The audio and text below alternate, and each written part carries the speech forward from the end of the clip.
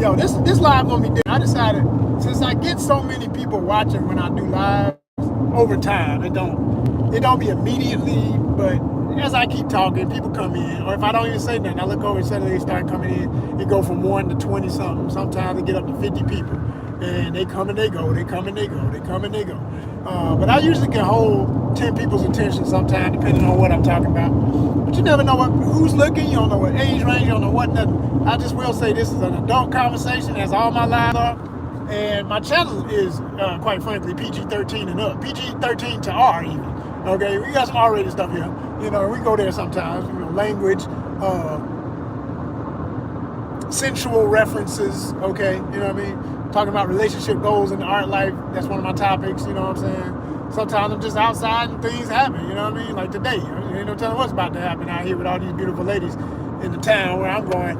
I'm about to go out here, man, as they say, be outside for real, y'all. I'm outside today, y'all. I'm telling y'all right now. We're gonna make some content. I got 3 venues to hit. I got 2 art shows and a World Cup related thing that I'm going to. So we're gonna see about all that, you know what I mean? We're gonna see about all that. Between all 3, I'm definitely gonna have some eye candy for myself, if not for the camera, you know what I mean? And the art shows, both of these I know from experience, always have a vibe. They always lit. They always have a good energy. There's a DJ, beautiful, just it's that brunch crowd. You know what I'm saying? One of them is like that brunch crowd, and one of them is that after hours crowd. Like, you know, so you get the best of both. I'm probably gonna see some of the same people at both things because it's an art world event. But it is kind of 2 different demographics, but still, it's a chance. And if that's for the soccer thing, it's outside. So I don't know, man. This rain, whew, the clouds, they were looking good for a minute. They was holding their positions. They weren't coming together. The sun was peeking through. Now they starting to group up over here. You know what I'm saying? I'm near the airport, ATL, y'all know. And it's grouping up over here, over Hateville and stuff. But anyway, let me tell y'all some stories, man. Today's a story time. I'm gonna start doing stories, okay? I've never not told stories, but I'm gonna make it an official type of content. And I'm gonna start putting thumbnails to it so y'all know, oh, he's telling stories, you know what I mean? So today's stories are gonna be my top nightlife experiences ever. I was about to go say club, but it didn't have to be a club. It don't even have to be nightlife. I don't know if I should say nightlife, because some stuff happened in the daytime. Well, most of these I think all did still happen in the night. So these are nightlife stories, every one of them. And I'm gonna take it back and just give y'all some history about some places I've been, some things I've experienced and thought were really cool vibes, you know? So as far as my very first ever, and I mean first ever, quote unquote CLUB club, all right, in Atlanta, where I'm from. And this is old school Atlanta, so don't bring none of your new school Atlanta conversation, assumptions, whatever you heard ain't still true. Whatever you think you know about Atlanta now probably ain't true type shit, okay? None of that got nothing to do with what I'm about to be talking about, right? But there was a place on Marietta, you know the streets in Atlanta, called the Warehouse, okay? The Warehouse. The Warehouse was a vibe. And the thing about the Warehouse was it had different nights for different crowds, right? And when I first experienced the Warehouse, and the only time I ever went, really, was on, I think it was always a Friday night or a Saturday night. I can't remember if it was Friday or Saturday. It was one of them nights. They had, basically it was always gonna be hip hop, a little bit of R&B, bass, what other folk call booty shake when they not from the South. You know, that booty shake like Luke and 2 Live Crew, Splat Pack, 69 Boys, 85 South, Raheem the Dream, and woo, from the good book of True ATL Music. You understand me? We talking about that real the flow. You ain't coming. None of this old sit on your. We didn't have the phones to sit on. There wasn't no fancy phones. I mean, it may have been the era of the first Nokia, right? You know what I'm saying? Nokia phones and stuff. And I don't even, to be honest with you, the first time I went to the Warehouse, we probably still didn't even have phones. We were probably still so whatever, you know. Sorry, y'all. That's the only thing about doing them live, like the official content. The damn signal gonna be acting up because I'm riding. So every time it stops, I'm just going. Hey, I'm an actor. I know how to, you know. Are we going again? Okay, we're going again. Just people, I would, you know, be like, "Ooh, he got a nice beeper, or she got a beeper," you know. And you were either a professional, legit person with making good money back then with that, or folk was in the streets doing that other stuff, D-boy stuff, right?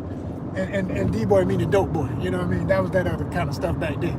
But none of that had nothing to do with me, because like I said, that wasn't me, and also, I ain't had no damn beeper. I never had a beeper in my life. When beepers were a thing, I never had a beeper. I never had a beeper. But also, I was too young when they first became a thing, so by the time I was old enough to have one, it was right at the end of beepers and the beginning of the first cell phone. So like I say, at best, this could have been, I can't remember what year that first experience, but I know I was in college or headed to college, like graduating high school, because the summer we graduated high school, me and my boys, we was in the streets. We was like, all right, let's go, man. We got to start hitting up some clubs. We can go now, let's go. And the thing about the warehouse was, they ID, but they didn't ID hard. So if any of us were, I think it was 18 and up anyway, but if any of us was 17, you could still get in. You know, as long as you was with somebody. Weird to remember. I think, as I remember, to be honest with you, if you looked the age, they was just like, just give me the money, give me the damn money, give me money. It was like, and it was affordable. It was either $5, as I remember, which was the bomb, okay? Because that is almost extinct now. Nothing be $5 on Earth, right? In America.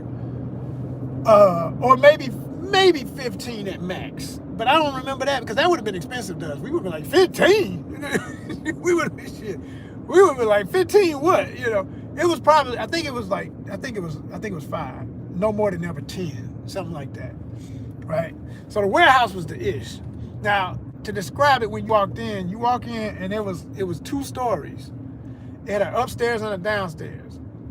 I did a painting, you know, I'm a visual artist too. I'm a painter. I did an oil painting representing that place, and I based it on the Sugar Shack from Ernie Barnes.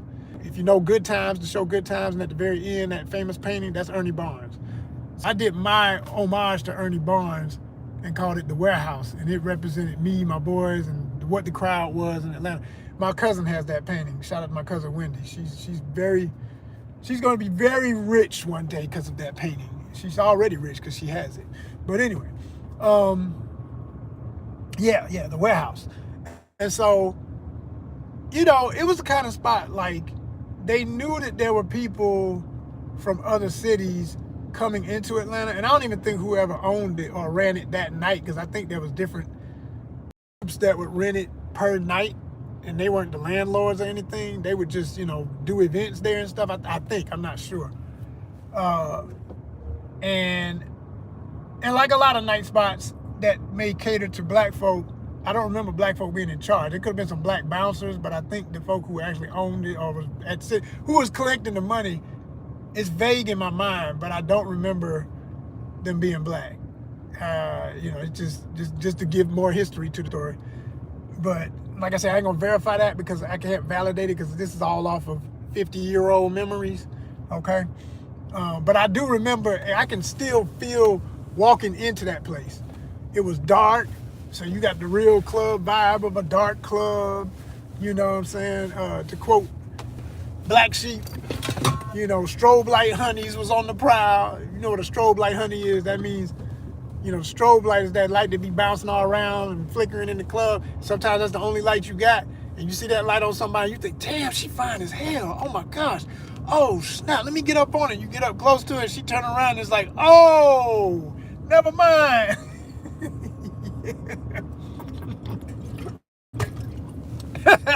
So, you know, that would happen from time to time. But I'm going to be real with y'all, man. With the way Atlanta used to be, if the right song came on, and if something else about the girl was fine, like if she had that back and that front, or just enough back for you to say, good gracious, because everybody was wearing, them girls was wearing Daisy Dukes back then. And look at them girls with the Daisy Dukes on. If you know that song, I want you to look at them girls with the Daisy Dukes on. That ish was real. You understand me? I'm talking about real. So, hey, Lord have mercy, I can still see them.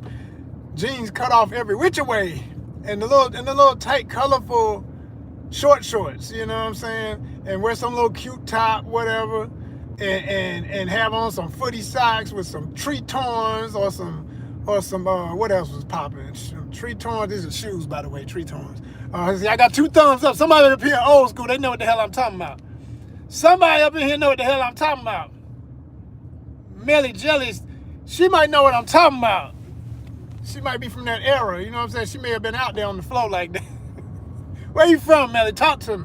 But we ain't gonna get too much on conversation with chat. I don't mind you saying something though, because you're a subscriber, so I appreciate you. Thank you. But no, for real. So folk will be out there, you know, Daisy Duke and it girls was like on that, and then you know, if she was, as we call it, a ghetto princess, she probably had some finger waves laid. I'm talking about them things was fresh, okay? And she probably had on a little thin, or maybe if she was, now she had a little thin, a couple of little thin gold chains. She a hood girl, but she may not be with some roller, some crazy dude. But if she got on that inch wide herringbone, you might want to make sure that's her chain and not his, because yeah, he might be in there too. You don't want to be pushing up on her too much. It's too much going on with them type, you know what I mean? And she had on them door knockers, them bamboos, you know what I'm saying? Those are earrings, by the way. You feel me? You know what I'm saying? That was kind of common, you know what I'm saying, for the hood girls like that. Now the good girls ain't from the hood, which, you know, must be anyway, but I ain't said, but here's the this, oh, you ain't from the hood, so I don't want to mess with you. Oh, you lame, you did. Somebody may have said you were lame or some stupid shit, but most with girl, if a girl like you, she didn't give a damn if you was from Mars. If you was fine to her, you was fine, period. You understand me?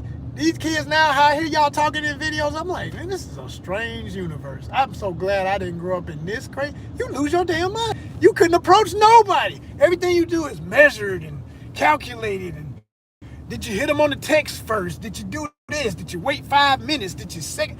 None of that bullshit, man. None of that. We didn't do that. Lame. That's lame. That's what lame is. Lame is all that crazy shit to drive you up your, man. I don't know how y'all do it. I don't know how y'all do it. So basically, the music ran the club. And when the songs that were hottest came on, you didn't have to work so hard, fellas. It was just you. You know what I'm saying? You wash your ass when you got there. You know, hey, you clean. That's all it meant. Your shit was pressed. You look like something. Oh, that wasn't like, yeah, it was. It went with my experience. That's what I did. Sorry, y'all. Signal. Sorry, y'all. It's for real. Hold on, let me show y'all. Let me give y'all a little real ATL so you can understand the real ATL story. You see the traffic? It's real as hell. Show y'all the city. Zoom in. There you go. ATL cruising in the ATL cruising in the ATL. We're cruising in the ATL. Brake! And I mean hit your brakes. Boop, boop, boop, boop, boop, boop, boop, boop, boop, boop, boop. All my outcasts, y'all with me. Anyway, continuing my story, right? So like the songs ran the club for real, like, and there was a format to it. You had DJs that were either from Atlanta or the first wave of New Yorkers, especially a lot of New York DJs. But the New York DJs that were here had been here long enough to know what we like, and they liked it too. They liked. So this is other big misconception that everybody from up north came down here just to live on everything that was southern. No, them people got family here, and they loved it, and they wanted to. Who I think I met at the warehouse. I think I met her at the house. Okay, and I could give her a nickname, and I don't think that would mess nothing up. I don't know where she is now. Honestly, I can't even remember her real name. That's how old this story is. I can't even remember her real name. I just remember her nickname was, we're going to call her Sleepy, okay? And she was cute now, of course, you know. But I remember Sleepy knew all the DJs, or knew some of the DJs, because she loved music. She just, you know, one of them serious hip-hop heads, one that would be at that spot because she liked the music, she liked the dance, she liked the vibes, right? after me and her got cool, and I come and see her and we dated for a little bit and messed around and all in college. I remember one time we were going to the warehouse. It was one of them nights like, yo, the warehouse gonna be lit tonight. And this was by the time where they still played old school, real Atlanta stuff, booty shake. Because when it first started, let me say this too, let me make it clear. When it first started, old school booty shake type music, you came in, all you had to do, this is what I mean about the music ran the club. Fellas, if you smell good, look good to somebody, she choose you. As they say, they choosing, the girls are choosing. All you gotta do is do your little two-step, your little side to side, left to the right, on the beat.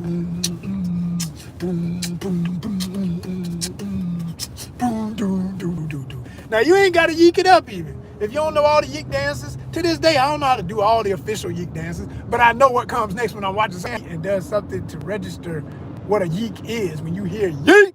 Okay, yeek.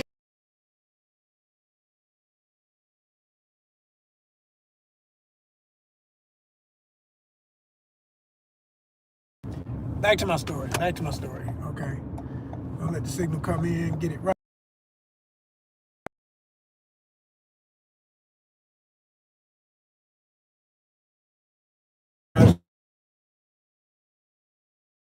That was, you know what I'm saying? Hold on, y'all. Hold on, there we go. Pardon all these, this is it, man. This is what live look like. So when I finish this and put a thumbnail on it, you'll know it was a real live video. It's a real, with thunder clouds coming, okay? Thunder clouds coming. Real talk. Smell the rain. It's been raining here. It's been raining in the city.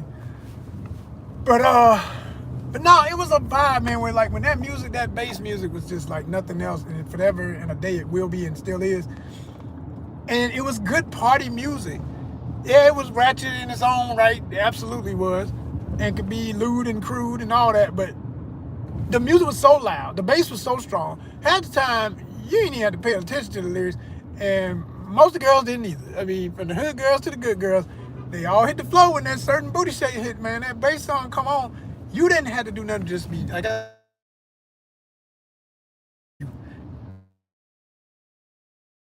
and back then, we didn't call it twerking, by the way. Shake that ass, shake that, shake, you know, move, just directive lyrics, you know, move something, move. Ain't number tutti fruity, get on the floor. If you got ain't number tutti fruity, get on the floor. If you got that booty, that funky that funky. What, man? You gonna get on that damn floor? And the music ran the crowd. It was directive. It was true African music. The drum runs the crowd. When the drums say move, we move. What the drums say, that's what we doing. We change the rhythm, we change it to that. The drum ran the music, ran the floor. The music ran the floor. And it ran the vibe. And you didn't have to worry about nothing but be present, and you're gonna have a good time, because somebody gonna, soon as, you know, if you feeling like, oh man, this ain't my night, ain't nobody checking for me, ain't no girl ran up and got in front of me yet, just keep dancing. Just keep looking like you're a good dude to be around. She gonna show up. You gonna find the one you supposed to meet. And that's how it went, y'all. I'm telling you from experience, that's how it was. And in some places in this world, some small pockets of still reality, it's still like that. Especially in other countries, you know, where people still dance for real, you know, and understand what a party is and understand what dancing is, and the opportunity it affords us to bond, you know, without it being necessarily anything else. But of course, other things can happen if the person really feeling you, you know, but you gotta let that vibe develop. You can't force nothing. You just gotta be in the moment, man. Gotta be in the moment. So that's how it was for real. It was really like that, all right? And so as time went on, the warehouse got to a point where it wasn't quite as much of the bass. And you saw the change coming in, because everybody from all these other places, this was the first wave of ear transplants. And especially New York can definitely always claim to be the first major city to try to take over Atlanta. And there's nobody ever did it. The mythology that, oh, we took y'all city, ain't nobody in Atlanta from Atlanta. That's a myth. It's a myth that we let y'all say, but it's total bullshit. All you gotta do is, y'all don't see what happens with people from other places. They don't even realize they do this, some of them, not everybody. But some people are so elitist that when they go in a hotel, right? And the guys who work in the parking lot, the guys who do the security, the ladies at the front desk, the ladies who do the cleaning in a hotel, the ones who are in the cafeteria fixing the food, they take those people for granted. They get on this, I tell you, they get on that elitist mentality of you to help type BS, right? So they don't pay attention or talk to these people long enough to notice the accents and the energy and what about them is different from them. And that, oh, these are the real, yeah, they still here. A lot of what I just said in jobs is still ran by local folk. Because that's the only ones that they of local, because everybody ain't local, ain't undereducated and accepting lower pay. But for those who are, they still here in mass. Ain't nobody not just completely not from Atlanta is my point. That's not true. That's not ever been true, and it still ain't true. And so, but it did change a lot, and it changed so much. Let me see, y'all might want to see this. Let me flip the camera for y'all. Gotta do this carefully. It's gonna be real shaky for a minute, so bear with me. Bear with me. I'm gonna flip the camera for y'all. Uh-oh, hold on. Don't wanna be holding no camera when Popos is running by. He on his phone. No, I'm not. Sir, you had your phone in your hand. No, I did not.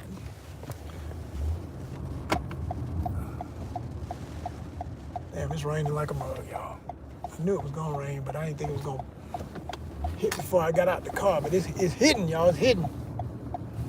Bear with me, like I said. I gotta get this set up. I'm gonna show y'all the town while I'm telling this story. Oh man. Yeah, all of this is where I would have been walking. I would have been soaked. Folks is running like, oh no, rain. Yes, it's just water. You'll be all right. You'll be okay. It's just water. Oh man, hold on. There we go. Look at that. Look at that. Look at the giant soccer ball. I love that. Oh, here's the stadium. Ah!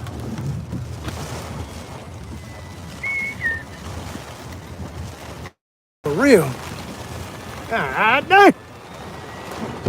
Yeah, ain't nowhere in the hell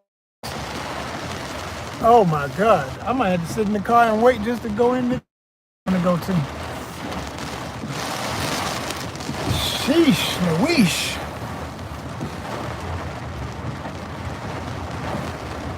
Wow. I didn't know it was gonna come down in buckets. I knew it was gonna come down, but I didn't think it was gonna be the show enough. Woo!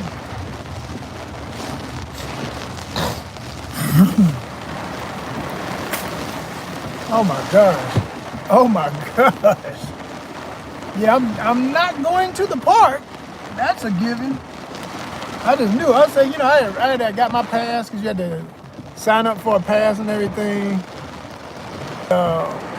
Fan Fest World Cup event that happens every day. It's just going until World Cup is over. It's a place you can hang out and do. But you had to sign up. You had to do your RSVP and all this, and I did all that online. Got my little pass with the QR code. Man, please, I ain't about to go walking through all this. And ain't got no umbrella. This is not the mood today for that. So we just gonna vibe, man. I'm just gonna finish my story and I'm gonna go over here to this gallery. I am gonna go to this gallery though. I'm still gonna go to that. So to finish my story, right? So like I said, the warehouse changed with the demographic because of New Yorkers coming in. They still played bass, but they didn't do it the way a true traditional ATL party was back in the day. Back in the day, it was all bass, a little bit of mainstream popular hip hop, whatever the most popping song was, wherever they were from, New York, whoever. New York was heavy, and LA too, because LA West Coast hip hop was out definitely, because when I was in college, I remember it was when Dog Pound, Snoop, all that stuff hit. So yeah, they played all that too. Yeah, you would hear like, you know, it ain't no fun if big homies can't have none. It ain't no fun. Yeah, all of that. They did all that. But they would also play some old school and some new school bass, but mostly old school, because the newer DJs from New York and stuff didn't really know what was new. They didn't know or care about where they at as much, because they were just into whatever was mainstream. They're gonna play that New York stuff. They're gonna play. They were, but so like it got to a point where it was funny, because I'm just a hip hop head. Period. I love hip hop music and cultures, plural. So I can remember, for example, when 90 home, yeah, it's a show for sure. I'm about to be in there. If I can find some damn parking. Just gotta find some parking, y'all, so I don't get too wet. We're gonna have a good time today. Man, I didn't want to park in these other areas, but I might have to. Sometimes they be on a ticket run, other times they on trip. Everybody dealing with that kind of mess. Oh man, I gotta finish this story. Bear with me, y'all, bear with me. I'm finding some parking and then I'm gonna finish the story. And I need an umbrella. What was I thinking? Today is not the day to not have. And something told me, I said, man, go get you an umbrella. I told myself, get an umbrella. And, you know, because I got a lot of nice, affordable stores around me. Now I'm in the city. Everything going to be overpriced if I were to go get one. Oh, Lord. I'm dealing with these extreme bullshit, exaggerated prices instead of what it's really worth. I'm not trying to got like that. But I would literally look like I got in a shower if I just go in there like this. And there's some ladies up in there and stuff, man. I want to be looking cool when I walk in. I don't want to be looking all soaked and disheveled and everything. What you think I put on for? I put this on for a reason, baby. Broke out the seersucker. You know what I mean? For a reason. It's the season. Mm-hmm. Yes, yes. It's gonna be.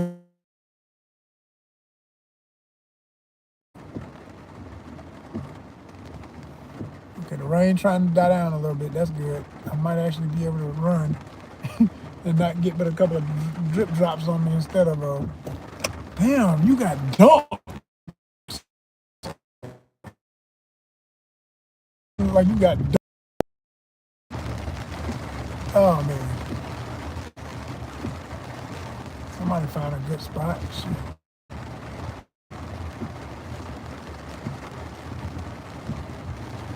Man, ain't no spots out here. I might be walking in this stuff, man. This is crazy.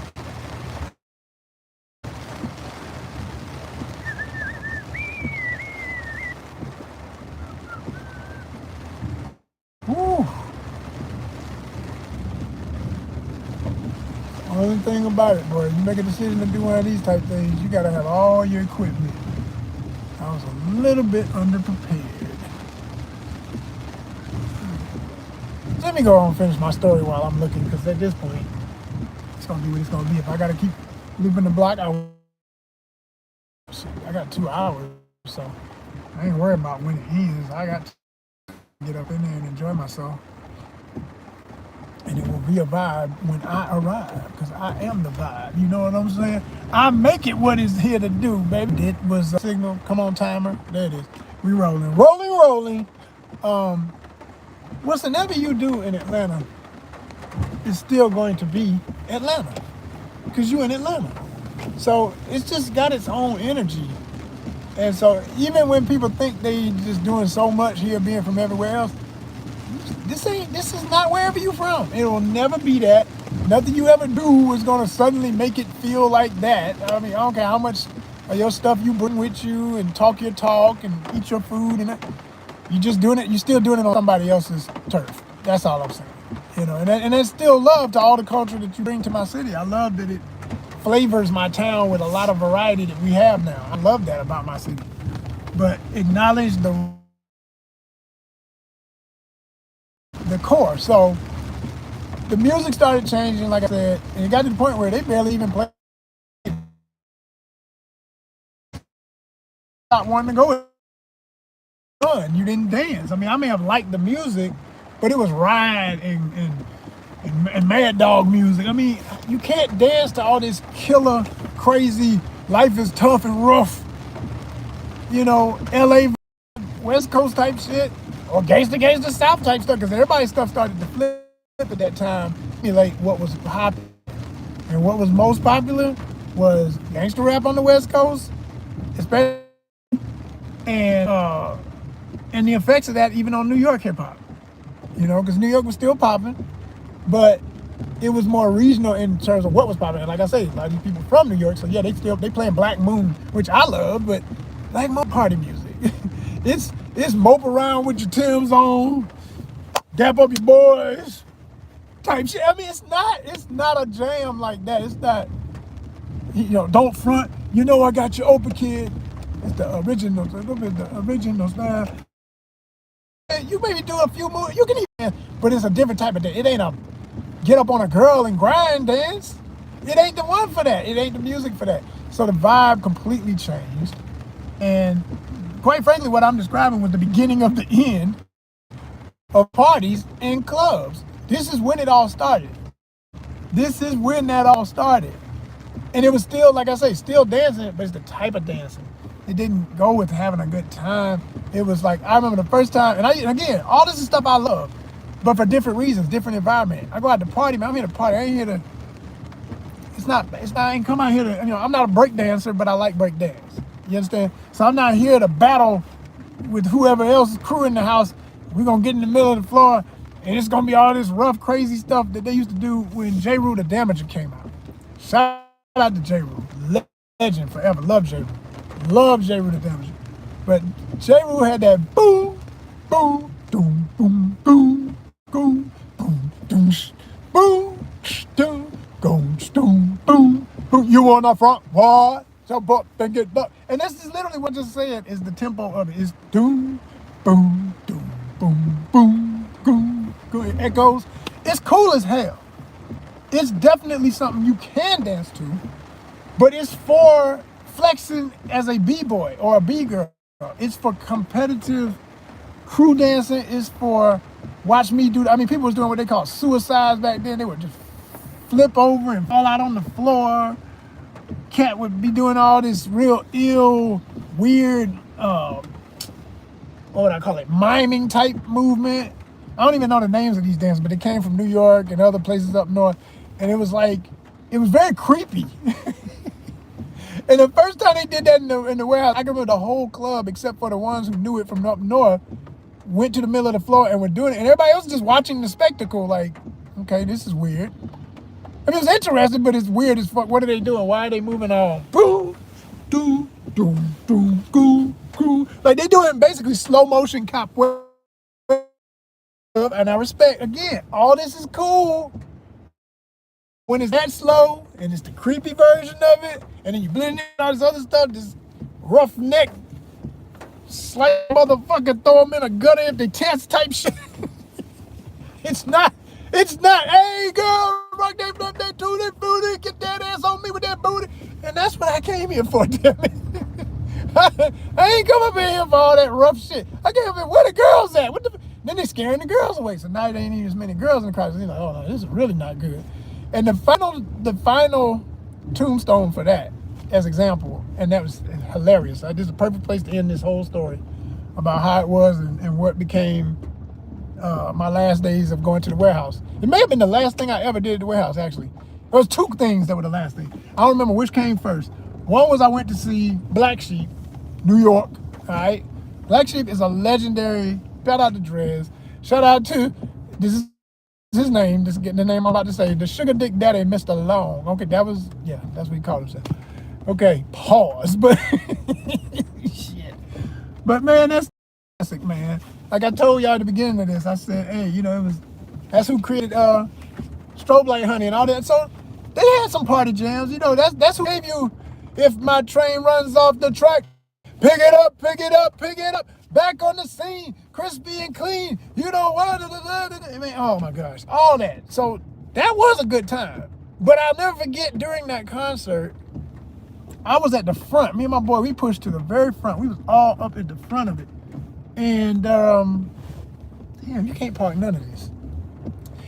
And Drez was like mad dogging cats on some New York, walking down the block, and somebody trying to rob me. Like, bro, we here, we love you. We're here to see you. Like, if you made eye contact with my brother, he would probably laugh about this if he heard this story. Like, oh man, I wasn't tripping.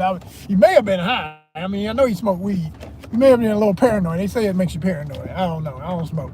But more than likely he was. But because that's what those kind of guys do to get ready for a show or whatever. And he was just like, real tense and stuff. I noticed. And it cracked me up because I was like, why does he keep, every time you make eye contact with somebody, he just giving them the gruff look like, don't test me, son. And it's like, dude, I'm here to watch you. You're the performer. That's the only reason I'm looking at your ass. Not because I'm sure as hell ain't into dudes or no bullshit. Like, dude, it wasn't even them. I mean, like, what? And I'm not no robber. I'm not here to kill nobody. Like, why? Like, if you could have seen his face, it was hilarious. He was like rhyming like, and looking down at the crowd like, if you want it, you can get it. I'm like, bruh, we paid money to come see your black ass. Chill out. Slap dap with us. Like, reach down and give everybody a dap or something. Like, ease the moment for yourself. Goddamn, so that was kind of whack or whatever as far as the vibe, but the show was good. I mean, it was still all these classic songs I remember, and I love that. But the best ever for the wildest, most insane, what the hell am I doing here? I'm glad I made it out alive type show. ODB, Wu-Tang Clan's legendary Old Dirty Bastard performed at the legendary Warehouse in Atlanta. And this show was one to never forget. When I tell you, my boy Diallo is the only other person who can tell this story. And yes, that is Diallo Riddle, the legend, who is currently, oh man, I'm gonna miss this space. Somebody gonna take it. I'm trying to squeeze in there and I think they're gonna take it. Maybe not. Maybe they just driving. Okay, they just driving. Now let me not have no incidents. I just want to give a spot, please. Thank you. So I was saying, my boy Diallo Riddle, who is one of the hosts of one song, Your Best, and I do repeat best, History of Music podcast. Listen to it, not just because he's my homie and I'm gonna always promote whatever he's doing and support him. You know what I'm saying? We support each other, everybody show love, etc. But it's really a dope show. It really is. It's amazing. They get into the real history. They had the real people come on. He done had all kind of incredible guests on there. It always blows my mind who he knows and who he can, him and Luxury, the other host, can get to come on. They know a lot of good people and get some legendary guests on that show. It's always a good time. But anyway, me and Diallo as kids, college kids, because we were both in our college years, I think, as I remember. This is such a tight space. I really picked one now. I hate parallel parking where I'm literally almost bumper to bumper with somebody. This ain't it, but we're gonna make it work today. So,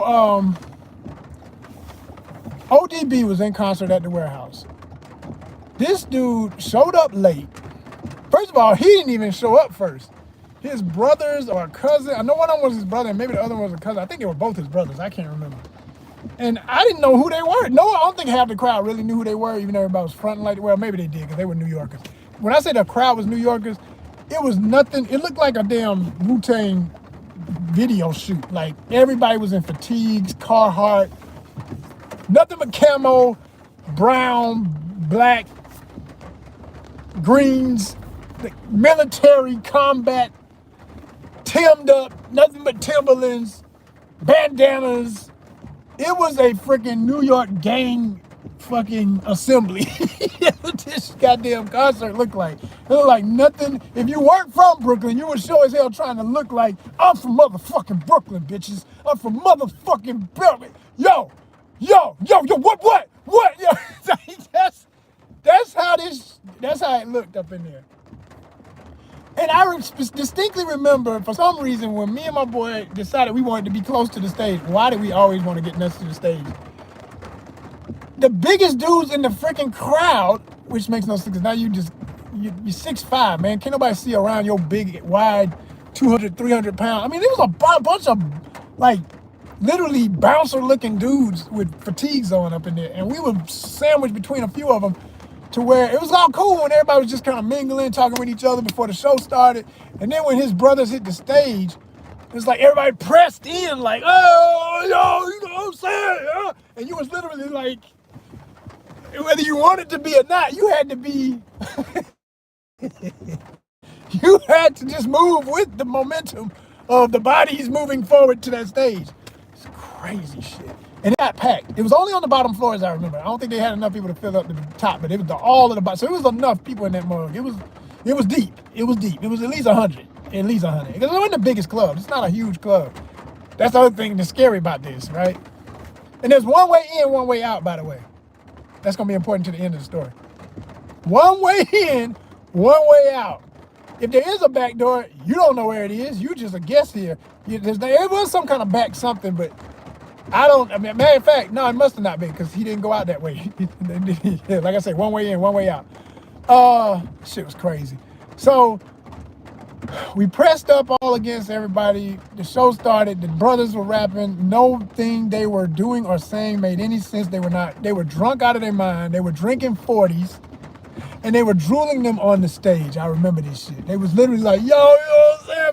Only me gonna come out here, y'all, and tear this shit. And they was like, drinking it and just letting it drip on the stage. And the guys in the crowd were going crazy for that. Like it was the most brilliant shit they ever saw. I'm like, this is too gully to New York. And I ain't been in New York for a year, in Brooklyn. Shout out to Pratt. Shout out to, Fort Greene, baby. Right? Myrtle Ave. What? Willoughby Ave. What you want to know? What? Bed-Stuy, do or die. All that, man, please. I did the shit. Oh, man, please. So I had been up there, but I guess I had never been, even when I was up there, I'd never been in any shows that were that packed. And I went to a few shows in New York. It's another story I can tell. But anyway, we're going to stay focused about the warehouse. Today's about the warehouse. That's the main story. So eventually, the man himself, ODB, showed up. Old Dirty Bastard ran in from when I say the crowd parted, and he ran up with a few of his guys, and they took the stage, and I can't remember if he did Shame on You first or last, but I know he did it. And when he said, oh, I mean, the crowd, man, it was like, yo, because bodies was just, everybody was reaching for the stage. It was like a mosh pit, but wasn't nobody, pushing or shoving. They just all, like this toward the stage, like going crazy, like, yo. Like, I was like, the fuck? And ODB was yelling and just acting a fucking crazy. And I remember he stopped the song midway and just was cussing and drooling more beer with his brothers and laughing and acting. He was high or drunk off whatever, and they're all drinking 40s and stuff. And then he said something about, I'll battle any motherfucker in here, any motherfucker. And somebody came out the crowd. To this day, I think this guy had to be no, he wasn't a plant, because that's what ODB said. The guy said, yo, I want it, son. I want it. And everybody was like, yo. And the whole crowd was looking at him like if you don't rap, we're going to beat your ass because you done challenged the God, 5% of shit. So he took the stage. And the dude was actually okay, as I remember. I wasn't blown away, that's for sure. And ODB came back with some of his just I'm drunk type shit that was okay, but he's drunk, so it's weird, whatever he's saying. And everybody was cheering a little bit more for the other guy. ODB got mad, and I think he broke his beer on the stage or something, but he was like, y'all motherfuckers know him. Y'all know him. Y'all sit this nigga up here, this nigga, that kind of stuff, Oh, man, y'all can get the word anywhere. I'm not here for that. We ain't just dropping inbounds for the entertainment of some suburban white kid that wants to fantasize about this story. Not here. And black kids, they never experienced nothing like this. They want to act hard. Not here. So anyway, If you lived it, you feel me, son. You know? Shit. So anyway, then they was like just going off on this dude, but it was playful. It wasn't, you could tell, at first you thought, like, they about to fight this dude or beat his ass just because he thinks he's better and the crowd thinks he's better. Like, it was tense like that. But then they just, he gave him dap and the dude walked off, whatever, and he still clowned him or whatever as he was leaving. So then he did like another, I think he only did like 3 songs maybe. But most of the time he was just bullshitting, talking on the mic and talking half-cocked and crazy. And anything he did was everything that everybody came for. They were loving it regardless. It's like, this is wonderful. It's ODB, right? But then at the very end of his last song, and like I said, let's just say it was Brooklyn Zoo, because I know they went crazier for Brooklyn Zoo than anything else. It was like, doom, doom, doom, doom. And I mean, we were hyped too, because that's the shit. I'm the one-man army, son. I never been taken out. I keep MCs looking out. The times me making babies enough to make a nigga crazy. But when he said, what are his lyrics? At the end, he just said he hit this pose, like a disco pose, pointing. But no one noticed until it went off. He had a freaking revolver in his hand. And he struck this goofy pose, pointing the gun to the ceiling and was like, oh, and said, pow. He shot a real fucking gun in the club. And the crowd naturally opened as if they knew on cue, let him out. And he bounced off the stage, literally jumped off the stage, ran out with his 2 brothers or cousins or whatever they were, straight through the front door. Like I say, one way in, one way out. This shit happened in ATL. And me and my boy stood there like, was that?